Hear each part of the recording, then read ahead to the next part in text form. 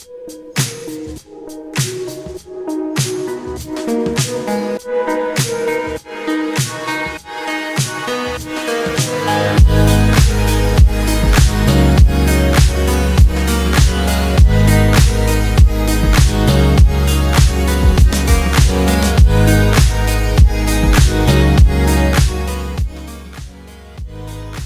up, Rodney here and welcome to the long-term review of the Poco X3 Pro.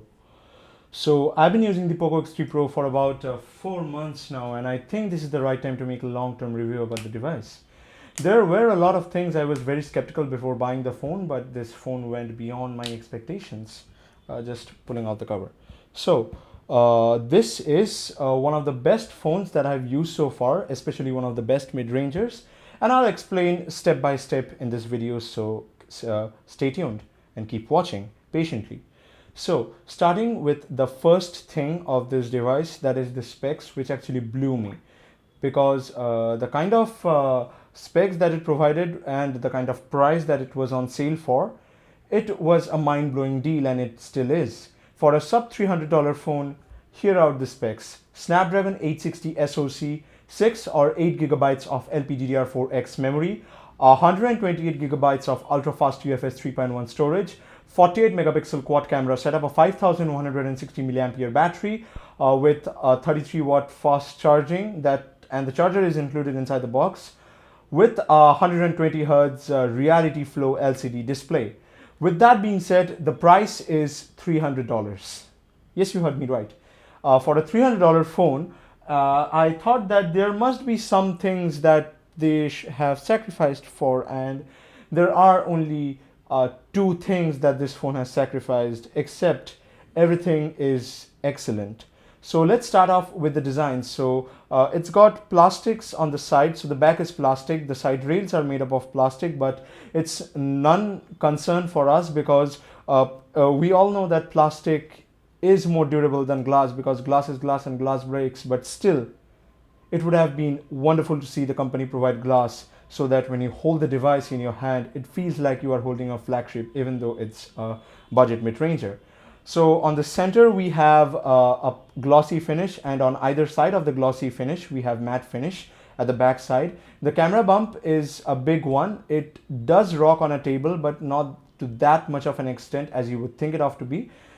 And it's a nice overall design. The side buttons are clicky. You have got the fingerprint sensor on the side with a volume rocker and a SIM ejector tool on the other side. It's got the a round camera bump, and I am not a very big fan of it. At first, I thought that it was a copy of the OnePlus 7T, but eventually when I started using the phone and had a hands-on experience with it, it reminded me of the signature Poco design that has been followed up from the Poco F2 Pro. So that's the thing. It's got stereo speakers on the front with a USB Type-C port and a headphone jack. That's a nice thing about this phone, with a punch hole display with a 20 megapixel front-facing selfie camera. So the next part is the display. So this thing has got a 120 hertz reality flow LCD panel. Now these are just great marketing terms, but this is one of the smoothest displays that I have used so far. Now there are reasons that why I call this the smoothest display instead of calling maybe a 120 Hz AMOLED panel that comes with maybe the Redmi Note 10 Pro at this price point, the best one. There are some things that you need to understand before you judge it. So the SoC in this phone is Snapdragon 860, which is one of the most powerful SoCs that you can get in this price point from this company, which makes the overall experience of scrolling and doing day-to-day tasks, playing games much better than 768 or 765G. That makes it one of the best displays. It's got it's a Full HD Plus display with HDR10 Plus certification, and it's also a variable refresh rate display, which means that it can go from all the way from 24 Hz to 120 Hz depending on the task you are doing. Maybe you're watching YouTube, it stays at 60 because 60 frames per second is the maximum that YouTube can go, but there are some software bugs with the 120 Hz display that I have faced a lot, but those are very minor, and we can talk about software in a later part in this video only. Now, talking about the brightness of the display, this is not the brightest LCDs out there, but there are some things that you need to keep in mind. If you are a person who will be using their phone standing in dazzling sunlight in the middle of a beach, then this display is not for you. Get an AMOLED display with maybe a minimum of 800 nits of peak brightness. This goes to about 550 nits as per measured, and that's the max that it can go. But I guess you can handle it because none of us, especially people I know and myself, we are not the kind of persons to be using the phone standing in dazzling sunlight for most of the time, so it shouldn't be a problem over here. The colors are good. It's not as vibrant as an AMOLED panel. The blacks are not the deepest, but the whites are quite bright. But the color science here and the color reproduction here is very rich. Next up is the camera. So it's got a 48 megapixel quad camera setup. So it's got a 48 megapixel main sensor, an 8 megapixel ultra wide sensor with a 2 megapixel telephoto and a 2 megapixel macro. Now I would have loved to see maybe a 5 megapixel telephoto lens instead of that 2 megapixel depth sensor that they provide with the phone. These are just fancy marketing things so that the company can say we have quad cameras in our phones. And on the front we have a 20 megapixel selfie camera. Now these cameras are great, but not as good as you would get with a $600 phone. Now it's obvious that you shouldn't be comparing a $300 flagship with a $600 phone, but using something like the Google camera, which I'll be doing in the future, and I'll be posting the results on Instagram, so make sure you follow me on Instagram. It will be in my description box down below. I will be posting the results to see how good of a photo machine this phone is. The main sensor takes some great photos. The transitions between the ultra wide and the main sensor with the digital 2x zoom, it doesn't have a telephoto lens. The 2x is digital crop, but still the quality of the digital zoom is amazing and the transitions are not bad at all. You also have pro mode in photo, which I think you shouldn't be using because it kind of messes up sometimes. That's why I haven't showed you any samples till now of the pro mode photos, but the normal photos are good. This is a photo taken from the main 48 megapixel lens. This is again from the digital 2x zoom that the camera settings provide by default, and this is the same photo taken from the ultra wide lens. You can clearly see the difference between them, not only in the field of view, but also in terms of color, saturation, exposure, and all that. The main sensor has some great capabilities because of the SoC, because the processing that is done by the SoC is one of the best I have seen in this price point.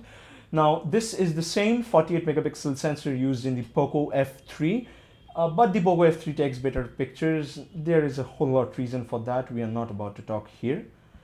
And the color reproduction, the color science, both from the main sensor and the 2x crop, because it's the main sensor, is the same. Sometimes the 2x crop takes a little bit worse photos. I don't know, it has a little bit much more noise than what is from the normal non-cropped, non-zoomed main sensor, but I guess it's just a feature.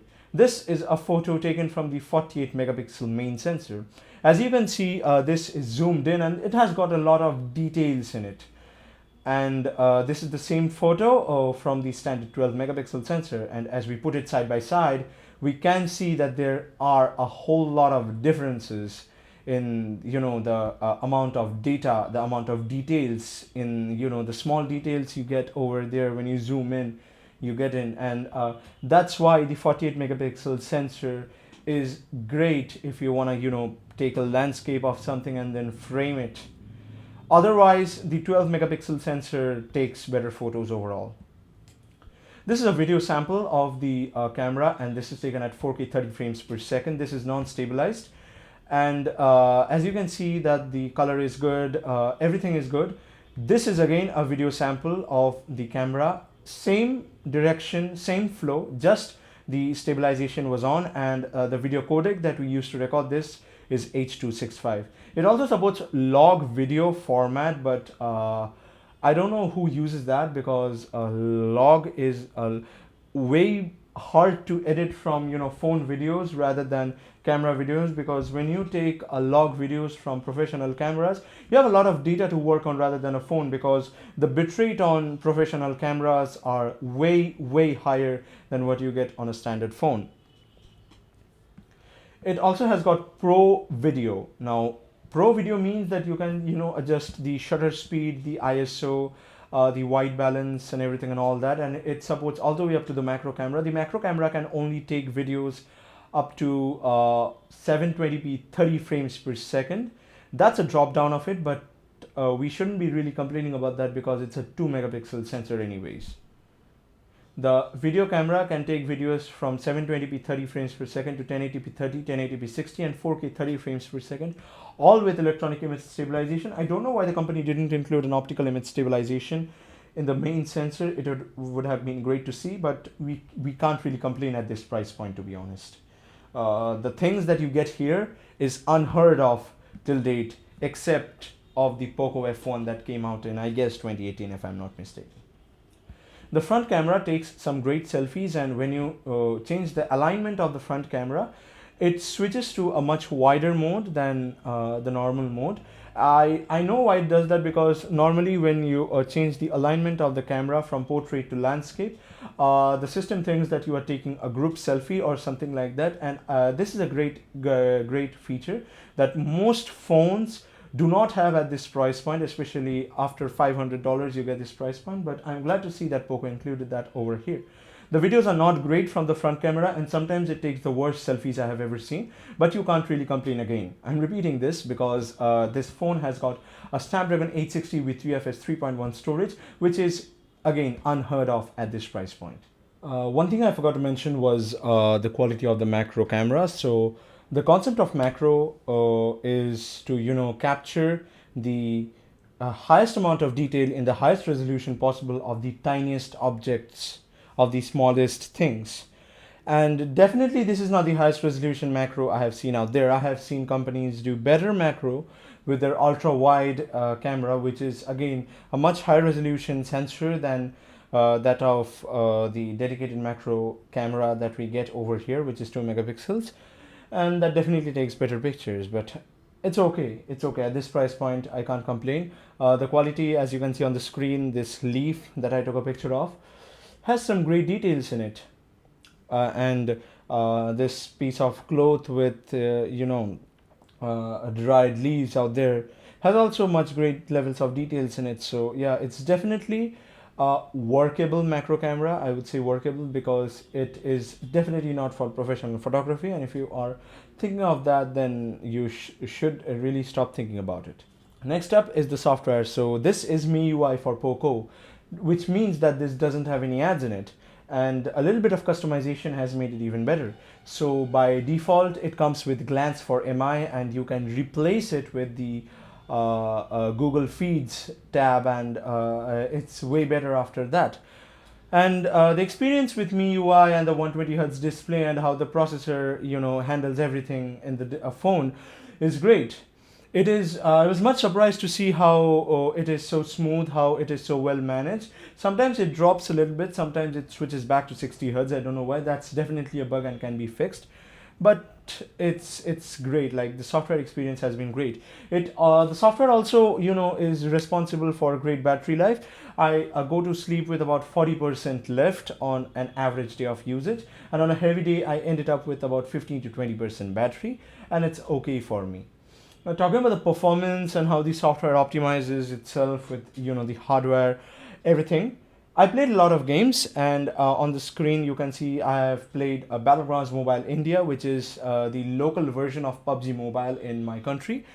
And this game can run up to HDR extreme settings in 60 frames per second. And if you want a little bit more, you can obviously choose Ultra HD, but it downclocks to 40 frames per second. We obviously need the best experience with the best graphics, and the frame drops are minimal, even when played at max settings, and that's a good thing. Scrolling through social media apps like Instagram and all that, it keeps a lot of apps in its RAM, and because it's got a high amount of RAM and a high amount of processing power and super fast storage, it can keep a lot of things running at the background. Maybe you kept Instagram open, then if you go from the running tabs menu and then again open Instagram, most of the time it will throw upon where you left, and most of the time it will just reload. But that's just a feature of Instagram. But maybe for a game say Genshin Impact, you opened it, you were in the middle of something, you paused the game and then you closed it. Again, you open the game, it will stay in the memory itself for hours until the phone goes to complete rest for about 6 hours, because it enters standby mode, I guess, after 2 to 3 hours when you are not using the phone. And the final question is how great the phone is after 120 days. I would say amazing. And if someone asks me, should I buy this phone? Well, you should buy this phone if your budget is around 300 to 350 bucks, because this is the true successor of the original Poco F1 that came out 3 years ago from now. And the Poco F1 was a success. It had a little bit trade-offs like a plastic body and something like that, but this also has trade-offs, but you have to cope with it if you want to get the best out of the hardware and the software.